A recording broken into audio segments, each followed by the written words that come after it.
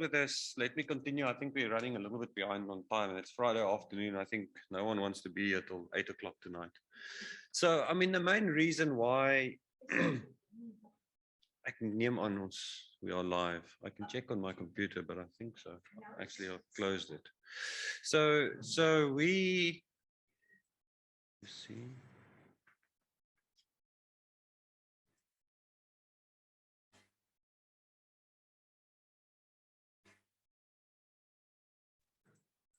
No, there's still people online, so that's fine. So, I mean, one of the big things that I wanted to speak about is benign breast conditions. I think the cancers are fine. You know, you find a lump, you send those patients to our clinic, and we need to sort that out. That is what we do. That's our core business, is taking patients who present with breast lumps and making sure that they don't have a cancer, and that's fine. But the common benign conditions often don't actually need to be sent to us, and they can be managed in the primary healthcare setting. And they don't necessarily need to go and see a specialist or need to be sent to a specialist breast clinic. So this is what I want to talk about today. I think I've got quite a bit of slides, but let's see whether we can get through it quite quickly. So benign conditions, first thing to say is it's very common. And in GP practice, up to 5% of consultations would consist of benign breast conditions. So just as an overview, I'm going to quickly talk about nostalgia, breast nodularity. I think there's one slide on that. I'll talk a bit about fibroadenomas. Again, I think Unadi has mentioned that, but I'll go through it again, how we diagnose and treat them. Breast cysts, nipple discharge, breast infections, and gynecomastia. So there's quite a lot, but these are much more common than breast cancers we see in the clinic. So Sister Muri said that 20% of the referrals we see is breast cancer. So 80% of what we see in the clinic is this benign breast conditions.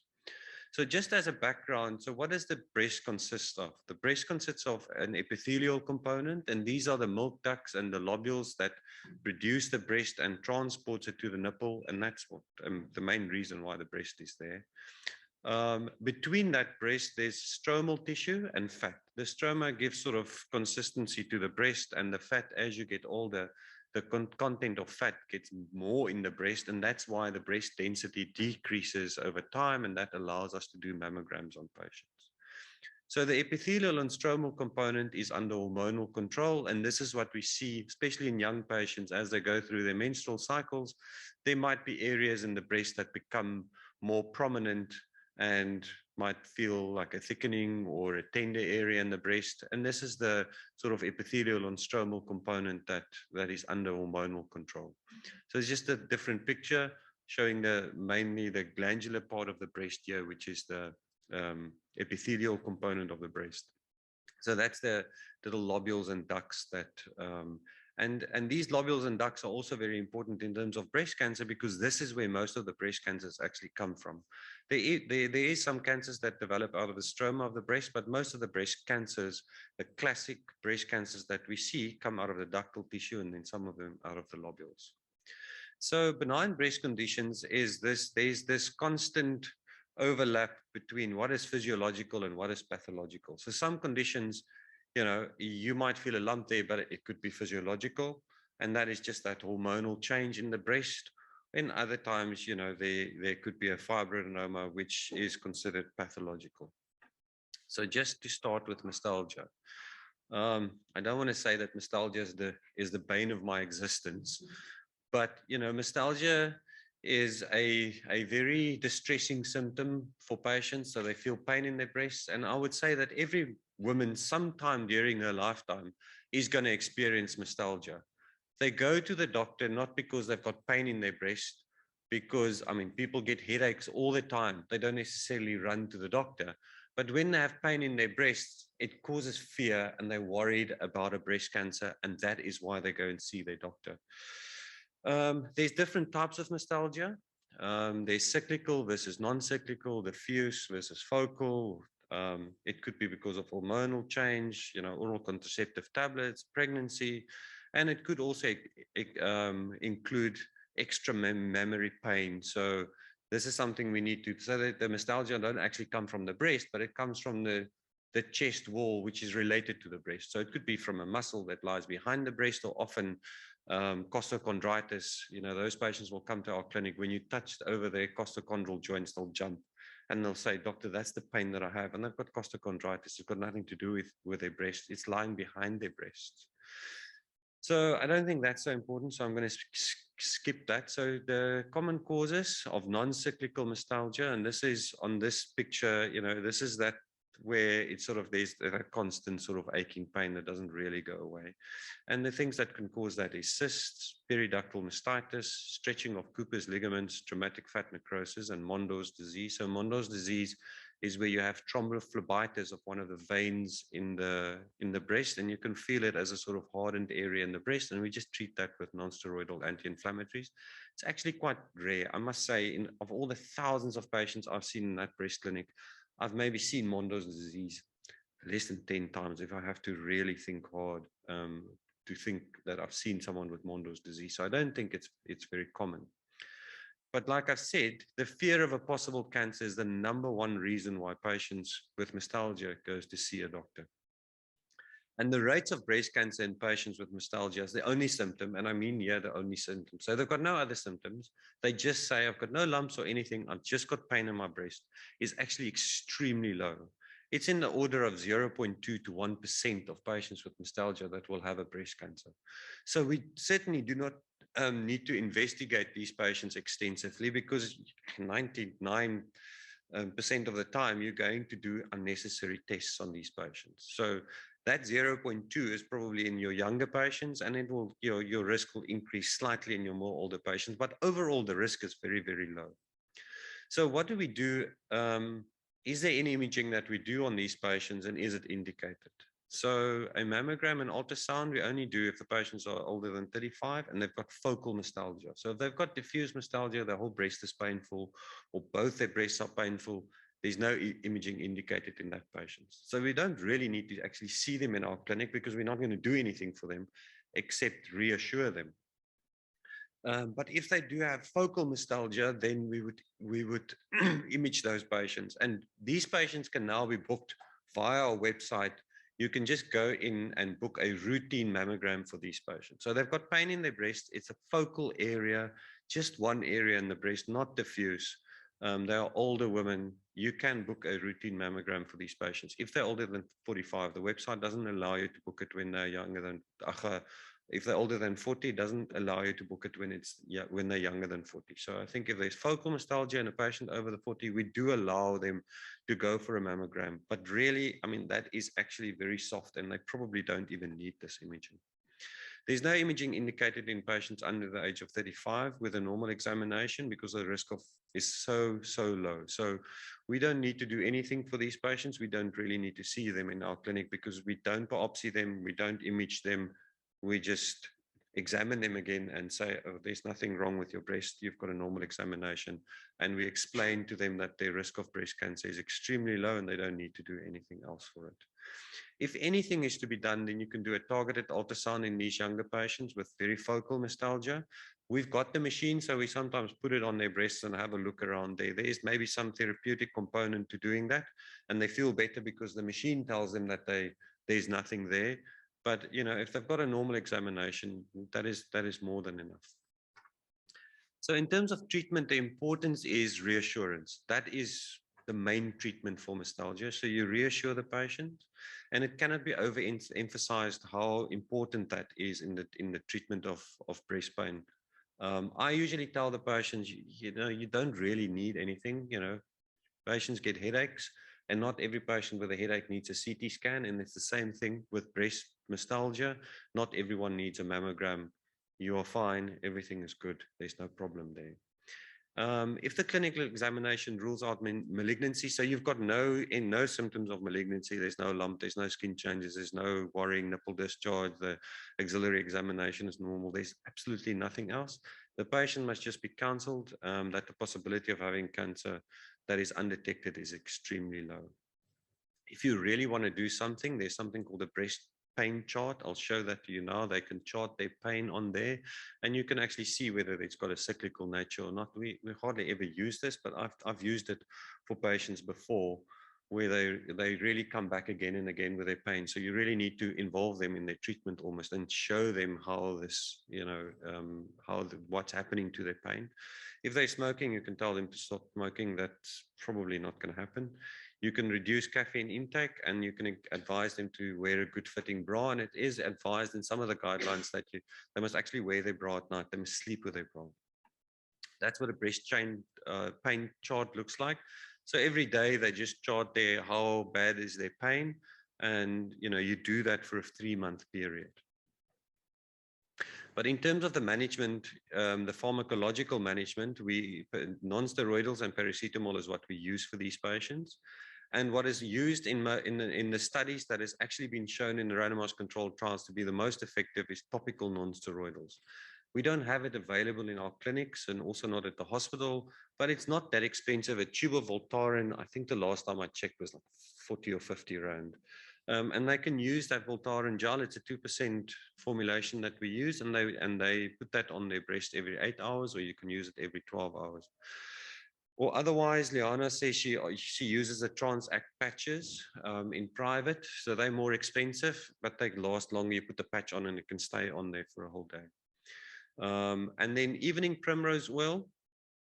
There's some studies looking at evening primrose oil. Evening primrose oil supposedly makes your breast less sensitive to estrogen. The problem is we often underdose this. The dose that's used in the trials is 3 grams a day. That's 6 tablets because it comes in 500 milligram formulation. So it's 6 tablets a day. So telling them to go to Pick n Pay and buy themselves some evening primrose oil and take a tablet a day that's not the dose that was used in the trial. So they actually need to use 6 tablets a day, which is 2 tablets every 8 hours, and this becomes expensive. This works out to about 250 rand a day for evening primrose oil. So it's very expensive. The Voltaren gel is much, much cheaper, and it's actually been shown in the trials to be more effective.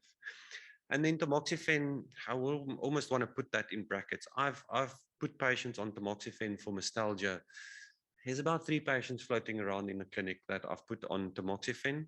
Tamoxifen is the drug that we use in patients with breast cancer. It's been used off-label for the treatment of mastalgia, but it is effective in some patients. But I would not advise anyone in the clinics to prescribe tamoxifen for breast pain. I think if your patient comes back again and again and again, and they have breast pain that just doesn't settle, and you now 6 months, a year down the line, and they still come, rather refer those patients to us, and then we will see them go through the whole thing and see if they needed tamoxifen and end up on that treatment. So don't just give everyone tamoxifen. It is a drug with side effects, especially in younger patients, should not fall pregnant when they're on tamoxifen. So it's not something that you just give out like a packet of Panados. I think it should really be prescribed in the specialist clinic. Okay, so that's what I want to say about breast nostalgia. The take-home message is that it's very rare to see cancer in patients with nostalgia as their only complaint, and they actually don't need a lot of investigations. And reassurance and some Voltaren gel is probably all that's necessary. Then breast nodularity. Again, the risk of malignancy is very, very low. It often is symmetrical, so it's on both sides, and it often is in the upper outer quadrant because that's where the most glandular component of the breast is, and it often occurs in younger patients. But asymmetrical nodularity do need to be investigated. Do not need. So if it doesn't, you don't need to investigate it unless it is persistent after re-examination. And obviously, in older women, we prefer to do a triple assessment on these patients because that's very unlikely to be hormonal related. So I think nodularity in older women, we do need to take that seriously, and we would do a mammogram for them and a biopsy of the area of nodularity, because one needs to be very careful of lobular cancers. These cancers are sneaky. They often just present as a little sort of, not a lump, but just a sort of thickened area in the breast, and those are the ones that we miss. So in older women, just be very careful. And the nice way to check nodularity and see whether it's really a thing or not is you've got 2 breasts. There's an inbuilt control. So you examine the one side, you feel a nodularity. You're not sure whether this really is a nodularity, especially that nodularity on the inframammary fold in older patients. Is it just the inframammary fold, or what am I feeling here? just examine exactly the same spot in the opposite breast. And if it feels the same, then it's not a problem. But if there's a difference between the two breasts, then there might be something there, and it's fine. You can send those patients to us. I think the form that you fill in to make a referral does have a reference to this as well. Then fibroadenomas. So I've told you about the components of the breast. So a fibroadenoma basically is a localized overgrowth of the epithelial and stromal component of the breast. There's no fat in a fibroadenoma. If there's fat in something that looks like a fibroadenoma, then it's called a hematoma. But a fibroadenoma has only got epithelial and stromal component in it. A phylloides tumor is very similar to a fibroadenoma, but in a phylloides tumor, there's an extreme overgrowth of the stromal component. There's also an epithelial component, but it's got an extreme overgrowth of the stromal component, and the epithelial component, it's got this sort of leaf-like growth pattern. And those are the phylloides tumors. They often occur in slightly older women, but they are often rapidly growing lumps, and those are the ones that need to come to us. I mean, fibroadenomas we see as well. We don't mind seeing fibroadenomas because we do need to rule out cancers. These things present with lumps, but it's an overgrowth of epithelial and stromal, and it usually occurs in young women. As the breasts grow, there's a localized overgrowth of that epithelial and stromal component, and that forms a lump in the breast. It's got a peak onset between 15 and 35 years, so it tends to occur in young women. And there is most likely an hormonal underlying cause to it, although we're not exactly sure what the hell it causes it. In females, you can always blame hormones for anything. So early onset, it happens during the premenopause, so maybe there is a hormonal cause to it. We tend not to see this in older women, but I've seen 7-year-olds with fibroadenomas. It's very rare, but it does occur. But you don't know whether that fibroadenoma in that 7-year-old has been there for eons of years, and now you're only finding it, or whether it's a new thing. But it tends to occur in younger women, so we say that there might be a hormonal cause to it. It tends to grow during pregnancy or during estrogen therapy, but during pregnancy, the whole breast sort of hypertrophies grows. So the fibroadenoma will also grow. There is the odd fibroadenoma that really goes mad during pregnancy, and it's got a rapid growth, and they can become gigantic. I've seen that once or twice, but it's very, very rare for that to happen, but it can. And they usually regress during menopause. So when you go through your menopause, as the whole breast sort of glandular tissue becomes less and less, the glandular tumor in these fibroadenomas does the same thing, and they often just involute and sort of calcify, and we can often pick them up on mammograms that way. You just see this popcorn calcification, which is an old fibroadenoma that was in that breast when the patient was younger. They are typical mobile lumps. They're 2 to 3 centimeters in size, and they occur in young women. They're well-defined, smooth. They can be painful. Often it's not the fibroadenoma that's painful, but it's just because of that localized tissue. That's why they have the pain there. You take the fibroadenoma out, these patients often still have ongoing pain in their breast. But if they do have a focused, tender fibroadenoma, we tend to remove it for them. If you take someone with a fibroadenoma and you follow them up, this is actually comes from work that Professor David Dent did many years ago from our clinic. And what they found is that fibroadenomas, 50% of them were stable. They didn't grow. 25% of them grow, and 25% of them will just get smaller over time. And we manage these things based on the patient's age. So Nadi's gone through this, so I don't want to go through it in too much detail, but if they're under 20 years, they only need a clinical examination, and we only excise them when they're more than 4 centimeters in size. And this is why we don't really see patients under 20 with a lump, because we're only going to take the lump out if they are over 4 centimeters in size. And when they're under 20, we don't biopsy them, we don't ultrasound them, we just do a clinical examination, and that can be done by anyone. It doesn't need to happen in a specialist clinic. So when they're between 20 and 25 years, we usually add some, we'll do an ultrasound as well, and we'll only biopsy them if they look different on ultrasound. We're not sure whether there's a fibroadenoma or it just doesn't look like a fibroadenoma. Then we will biopsy them, and we will take them out if they are big, or if the woman really wants to take them out. We'll give them a choice, and we'll take them out in the younger patients as well. And then patients that are older, we start doing a triple assessment. When they're 25 to 30 years old, they'll get a core biopsy, all of them. They'll get an ultrasound and We will excise all of them, and usually these patients we'll give them a choice, and they will often say, yes, doctor, please take the lump out, and we'll take them out.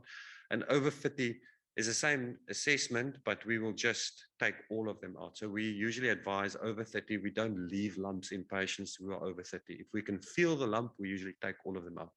We don't need to follow them up then. It's easy. We've got a final diagnosis. We can tell them what's wrong with them, and we can discharge them from the clinic. Okay, I'm not going to go through that lot because that I've said it already. So the next thing is breast cysts. So what is a breast cyst? A breast cyst basically is very, very, very common in women. Big breast cysts that you can palpable is less common, but small little cysts are very, very common. I almost want to say, what I usually tell the students is that breast cyst is as common as freckles. So most women actually have breast cysts, especially if they're a little bit older. If I go and fetch 10 people here off Main Street and I say, come for an ultrasound, I'm probably going to find breast cysts in at least half of them. They are caused by little blockages in the if you look at this picture, so there's a little blockage, and we don't always know why it happens. There's a little blockage that forms in the duct there, and then this sort of terminal part of that lobule sort of dilates, it fills up with fluid, and that's what the cyst is. So it's a fluid collection, and it's lined by epithelium around it. And we are not too worried about them because the risk of malignancy with simple breast cysts is almost negligible. It's not really, cancer in a simple breast cyst is unheard of. So this is what they look like. So they will come in and we will do an ultrasound on them. You can see this top picture. That's a typical cyst. It's an anechoic lesion. So it's completely black. There's no echoes because there's nothing in there to cause echoes on the ultrasound. An ultrasound, the sound waves has to hit something and then cause an echo. So if you're a submarine under the sea and you just send ultrasound waves into the sea, it only comes back when it hits another submarine or a mountain or a iceberg or something, then it will come back to you. Otherwise, it will just keep on traveling through the sea. So echoes need to be created by something. Water doesn't create echoes. So in a cyst, there's usually fluid and it creates no echoes. And that's why it's completely black inside of that cyst. It often causes this posterior acoustic enhancement that you can see the sort of almost white area behind the cyst. And that's just how the sound waves travel through the cyst and then get bounced back to the probe. But if the cyst looks like this, it's a black area and it's completely clear inside, there's nothing in it. That's called a simple cyst that you can ignore. If that patient has a palpable lump and it's painful, this is often how they come. These big cysts can be painful. You can put a needle in there, aspirate it. If the fluid is, I don't know, you can different colors, green, brown, yellow. As long as it's not blood, you can throw that fluid away. You can reassure the patient, you can discharge them. That's never going to be a cancer. What we're worried about is patients with a complex cyst. So I don't know, yeah, there, I've got a picture of that. So that's a simple cyst, and a complex cyst is not the same as a simple cyst. So you can see in this, there's a cystic component, but there's also a complex, a solid component to this lesion as well. So when you see a solid component, that makes you more worried, especially if it's not like this. It's a cyst with this little sort of ingrowth into the cyst. Now that is papillary cystic tumors present like that. They present as complex cysts. When you see this complex cyst, you actually need to do an ultrasound guided biopsy of this sort of solid component because that's where you pick up the cancer, not in the fluid. Sometimes if you do cytology of the fluid, especially if it's bloody fluid, you might pick up some abnormal atypical cells there, but you're not going to make the diagnosis. You really need to biopsy that solid component. So if you see an ultrasound report and it says simple cyst, you can discharge that patient. You don't need to worry about it. If it says complex cyst, it needs a biopsy. So that's cyst. The nipple discharges is the other common benign condition that we see. They could be physiological, or they could be pathological. So I think the important thing here, and the easiest way to remember what you need to do, is know what's pathological and then you can ignore all the rest. So pathological is when it comes from a single duct. So when you elicit that discharge by usually not squeezing the nipple, but pressing around the tissue around the nipple areolar complex, you can usually see the fluid coming out, because often what is causing the nipple discharge is not sitting in the nipple, it's sitting somewhere around that nipple areolar complex. You can see it coming out. You wipe it away, you see it coming out the same hole all the time. That's a single duct discharge. If you see it coming out of multiple ducts, you can, that's usually duct ectasia or something like that causing it, and you can ignore that.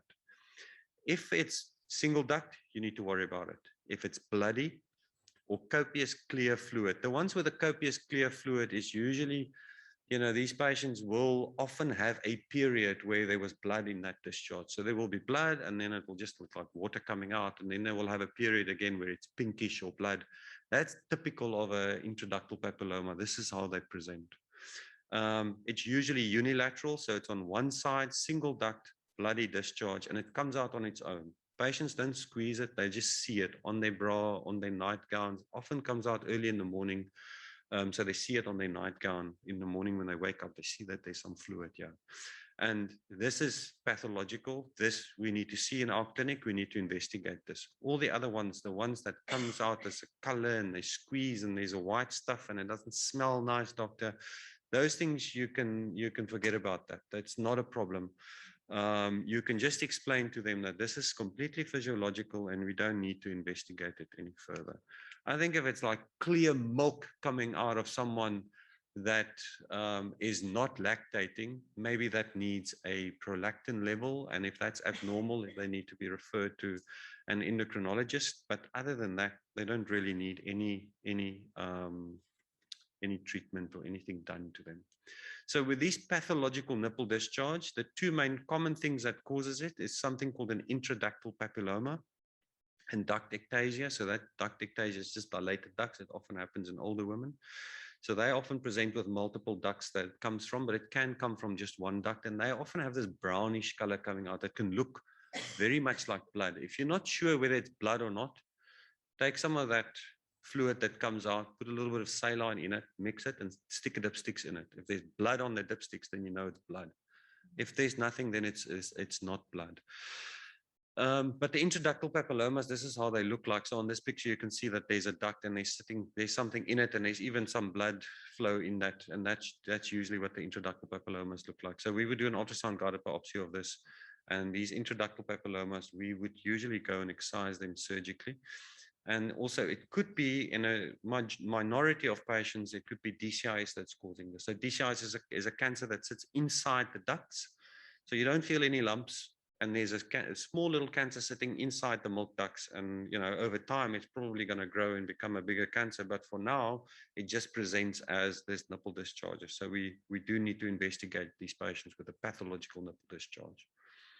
What we do for them is a mammogram and ultrasound and a biopsy if we can actually see something like that. I've shown you on an ultrasound now. Cytology of the discharge, I've put in red because we don't do it. Actually, even the UK guidelines says we shouldn't do cytology of the discharge. You can do it, and if it comes back as atypical cells, then maybe it fast tracks the treatment for your patient. But usually this is such early disease when they've got DCIs that it doesn't really matter if it takes 6 months or whatever before we sort them out. It's not going to, it doesn't make any difference in the greater scheme of things. So we would advise against doing cytology of the discharge, and they need referral to us if they've got a pathological nipple discharge, because we do a little operation called a microductectomy, where we put a wire down that duct and we excise the duct that the fluid is coming out, and we send it away for histology, and that will tell us where it's coming from. Most of the time it's a papilloma, but we find the DCIs like that as well. We used to do these operations in theater under general anesthetic, and now we do them under local anesthetic. And COVID has forced us to do that. Actually works quite well under local anesthetic. It's a small operation, and we can do that. So the next thing is breast infections. So just to say something about breast infections, these infections can happen in lactating women and non-lactating women, and they're slightly different. So in lactating women, Staph aureus is our most common organism. They are usually large abscesses, and we treat them with Fluclox. And the gold standard of treatment of a breast abscess is to do repeated aspiration. So you just aspirate the fluid or the pus a couple of times while they're taking antibiotics, and they settle like that. It's difficult. So in this country, most of them still get an incision and drainage in theater because doing the aspirations often needs to be done with ultrasound guidance, and we don't have enough clinics and this, that, and the other. There's lots of reasons. Patients present late. So they often have very big abscesses, which is difficult to, you need to aspirate them a lot before they settle.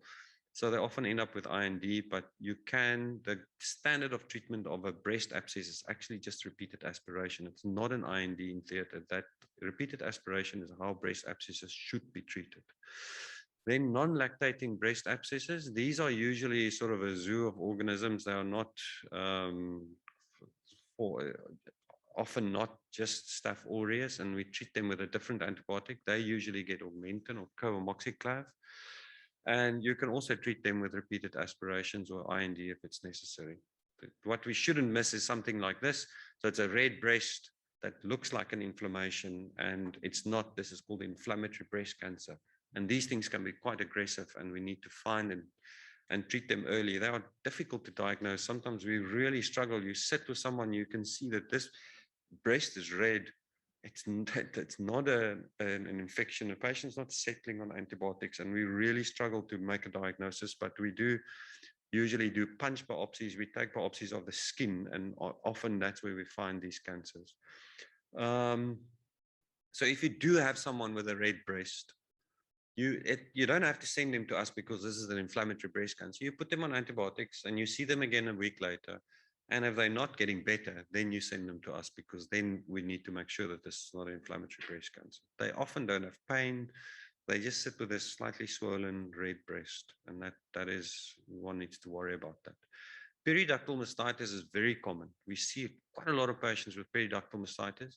These are usually common in very heavy smokers. These patients are the ones that I see in the clinic at 9 o'clock in the morning, and I can smell that they've just had a fag. They are the ones that get up in the morning, and the first thing they do is they have a cigarette. So they usually are heavy smokers. You can smell the smoke early in the morning. These are not the patients that get up in the morning and then have their first cigarette at 2 o'clock in the afternoon. No, they are the ones that get up and then have a cigarette early in the morning. They are often heavy smokers. The obesity is the other risk factor for this, and also late onset of menarche. So what happens with these patients is the smoking causes these little breast ducts that is usually lined by a double layer of cuboidal epithelium. It causes squamous metaplasia of the epithelium inside. So that cuboidal epithelium changes, and we think it's the cotinine in the smoke that causes this to happen. So it's not like, you know, smoke going into the nipple. It's them smoking and the cotinine in the smoke that gets into the blood, and it reacts to these breast ducts. Why the hell that happens, I don't know, but it happens.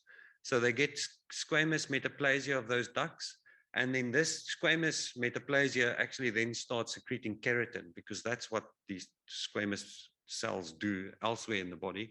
So it secretes keratin, and the keratin then plugs that duct. The duct gets blocked, and this keratin is like a thick secretion that forms into that duct. It then leaks into the surrounding tissue and causes inflammation. So initially it's a sterile process. There's no infection there. It's an inflammatory thing early on. Over time, it can become secondary infected, and it leads to a small little abscess that eventually sort of opens up as a little hole on the side of the areola. So this is what we see. Initially, they come to us with a little abscess or just redness and pain of the breast. Then eventually they end up with a little hole on the side there, which is called a mammary duct fistula. So it's a sort of little hole that opens up here, but it actually connects with it. That's why they call it a mammary duct fistula. Or it's a little collection here that will then, you can drain by making a nick in it there, and you just drain out all this ugly, nasty looking things, and the patients usually feel better then until it happens the next time, and it tends to occur over and over again. They actually do need excision of all this sort of thickened, nasty tissue. but it's not very successful. You take them to theater, you cut all of this out, 50% of them are going to get this problem again. So it's a difficult thing to deal with, but most of these patients will settle, and some of them will take months for them to settle, even years, but most of them will settle eventually until they get a new one on the other breast or whatever. We've had some of these patients that have become quite desperate. We've basically excised the whole nipple areolar complex. So we actually take a wedge out of the breast. We take their nipple, everything away. And then that was the only way that we could really rid them of these recurring sort of problems. So in terms of clinical presentation, it can either happen acute if this is the first episode, or chronic when it's the same thing that happens again and again. And they present the acute one like this with a little bulge there that's going to burst open and drain this fluid. And it's usually caused by Staph aureus. So you give them some antibiotics. If it's like that, I would usually just nick it with a blade, open it up so it drains, because then they feel better. Or it become chronic where they sit with this little sinus that every time it closes, the process starts over again. And then they come to us, we put them on antibiotics, we drain them until eventually they settle down. And then the last bit of the talk, so I don't think I've done too badly, is gynecomastia. Oops, why did I go back now? So this tends to occur in patients that are under 20 or over 50 commonly. And it tends to occur in overweight patients due to the conversion of testosterone to estrogen in fat. So it's the estrogen that causes the gynecomastia. When we examine the patients, sorry, I just want to, because I changed my talk here. Just want to check that this is the right one that I'm talking about. So when you examine someone for gynecomastia, you actually, you examine these males different than what you will examine a female. So Unadi said you cup your hand, and this is not what you do with gynecomastia. Usually you can feel, you either can see that there's a little breast sitting there. That's when there's quite a lot of gynecomastia, but especially in the teenage boys, there will just be sort of a disc-like thickening of the glandular tissue behind the nipple. And you can use your thumb and your forefinger, and as you come closer to the nipple, you feel that sort of disc-like enlargement, and that's gynecomastia. That's just, there's an imbalance between androgen and estrogen, and that's why they get it when they're teenagers. So when the diameter is under 2 centimeters, it's considered within normal limits, but when it's more, then it's gynecomastia. You need to do a general examination, and here you need to look for signs of hypothyroidism, chronic liver disease, hypogonadism, and the measurement of the BMI. You also need to do a testicular examination. It always feels a bit funny, here comes a boy with breasts, and then you tell them to drop their pants because you need to examine their testicles, but that's what you need to do. Because you can get an idea of what's happening there, because if they've got small testicles, maybe that is what you can think that this boy might have hypogonadism, or you can check for masses or abnormal consistency, because it could be a testicular cancer that actually is producing hormones that is causing this gynecomastia. Gynecomastia is often bilateral, and although about 10% of cases can involve only one breast, always consider the possibility of breast cancer with a unilateral presentation. So if you have it only on one side, particularly in older men in their 40s and 50s, if you feel a lump that's hard, you must be worried that this is gynecomastia. Remember, fine needle aspirations don't work for gynecomastia.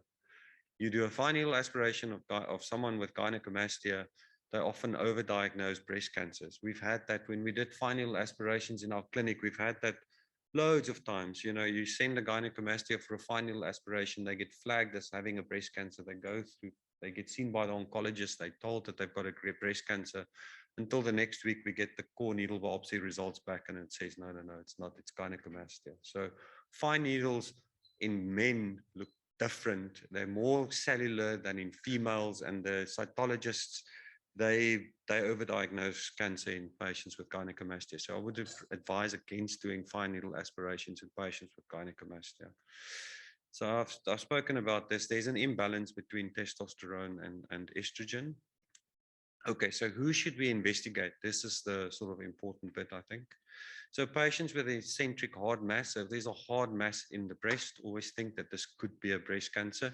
1% of our breast cancers, probably a little bit less, is coming from males. So we see less than 5 patients a year in males with breast cancer, but we do see them. If there's rapid enlargement, then we should investigate them. If it's a recent onset in a thin, over 20-year-old boy, then maybe we should think of doing something about it. Persistent painful gynecomastia, maybe we should investigate those ones. Adolescents with massive gynecomastia, this is where they come with an A, B cup breast, they've got big gynecomastia, or adolescents with gynecomastia that doesn't resolve after about 2 years. Who not to investigate. So teenagers with physiological gynecomastia, these are the typical teenagers that come with that disc-like enlargement behind their nipple. You don't need to do anything for them. The same thing with elderly men with senile gynecomastia. They've got a soft, you can feel it's soft and it feels like breast tissue, and it's behind it sits behind the nipple. It could be one side, but it often is on both sides. I mean, you don't need to do too much for them. We would often send those older men for a mammogram. You can send a man for a mammogram as well. It's easy to do. Or we'll just do an ultrasound in the clinic, but they don't really need much if it feels just like soft glandular tissue. If there's a drug-related cause that you can trace this to, and the main drugs that are causing these things is the antiretrovirals. I think efavirenz is the one that causes the gynecomastia. So we might need to change your heart regime to something that doesn't have efavirenz in it. Don't ask me a lot about these HRV regimes because I was born before they were born. So I don't know much about these drugs that patients use for HIV, and I don't know what is the latest and greatest. But I know that efavirenz is one of the drugs that can cause this, and you might have to change. And then if they've got an obvious fatty pseudogynecomastia, so this is, someone that's a little bit pudgy, overweight boy, and they've got these sort of fatty breasts. Those are not true gynecomastia, and they don't need investigation. What we'll do for these patients is a 9 AM testosterone level, thyroid functions, liver functions, beta HCG, and alpha fetoprotein. Those are standard baseline blood tests that we do for these patients. And if they've got an abnormal testosterone, liver functions, or thyroid functions, they go to medical endocrine. If they've got an abnormal beta HCG or alpha fetoprotein, especially if they've got a mass in their testis, they need to go to urology. But if you have these tumor markers up, you send them to urology. They can do an ultrasound of their testicles as well and sort it out, but they need to go to them. So actually, not a lot of these patients come to us. It's either they go to plastic surgery because it's a cosmetic problem, or they go to medical endocrine, or they go to urology. They don't actually come to the breast clinic. So in terms of treatment, in drug-induced gynecomastia, we know there's an offending agent. You should change to something else. In patients with physiological gynecomastia, especially adolescent boys, reassurance can be given. In most cases are transitory. They will go away, with 90% of them resolving within 3 years. For those who remain distressed by their symptoms, despite reassurance, tamoxifen 10 milligrams daily for 6 months could be of benefit. So we can give tamoxifen to boys. It doesn't have the side effects. It's not going to push them into menopause. So it's nice to give tamoxifen to boys because you don't have the side effects that you see in females. I don't think you get the 10 milligram preparation, maybe in South Africa, but not in the state sector because I've written it up, but they give 20 milligrams. So usually we'll give 20 milligrams. Again, I think, it seems that it helps for patients that have got really painful gynecomastia, that if you put them on tamoxifen, they seem to get a little bit better. But often reassurance and telling them that, this is probably going to go away is more than enough. You don't need to give them these heavy duty drugs. And then if it really is a cosmetic problem, then they need to be referred to plastic surgery where they can do liposuction. If it's very fatty gynecomastia, if it's that hard gynecomastia, liposuction is not going to work, and they actually need to do a subcutaneous mastectomy for those patients. So the patients we need to actually see in our clinic is only these patients with a discrete lump that needs a biopsy. Persistent non-cyclical asymmetrical nodularity, that also we would biopsy. A spontaneous single duct nipple discharge, these are just patients in general that need to come to us. So patients with a lump, this is not related to gynecomastia, sorry. So presence of a discrete lump, those patients need to come to our clinic. Patients with a persistent non-cyclical Asymmetric nodularity need to come to us because we need to biopsy it. Spontaneous single duct nipple discharge, which is pathological, that needs to be referred to us. A blood-stained pathological nipple discharge, we want to see that. If your mastitis is not responding to antibiotic therapy, so please treat it first, see what happens. Sometimes it goes away. I mean, I've had patients, they go to the day hospital, they've got an infection, they put them on antibiotics, but they refer them to us. By the time they get to us, it's gone. It's worked. It's beautiful. The antibiotic is working. Yay. So just maybe follow them up first before you just send them on to us. And then if they've got a breast abscess, we don't see breast abscesses in our clinic because it's not an acute clinic. So the breast abscesses that needs drainage in theater, those patients actually need to be referred to your closest hospital that deal with it. So if you're in the Mitchells Plain area, you send them to Mitchells Plain Hospital. If you're in the New Somerset area, you send them to New Somerset. If you drain to Groote Schuur, you send them here, and our acute care surgeons will actually go and drain those breast abscesses. We don't do it. The breast abscesses that we see in our clinic is those small ones that's related to periductal mastitis, and what we can often just nick them in the clinic and drain them there. If there's inflammation or ulceration of the nipple areolar complex, I haven't talked about Paget's disease and things like that, but they present with an ulceration of the nipple and they need a biopsy, or any patient with a new onset nipple retraction or inversion of the nipple. So those are the main sort of red flag symptoms that we need to see and investigate in our clinic. I think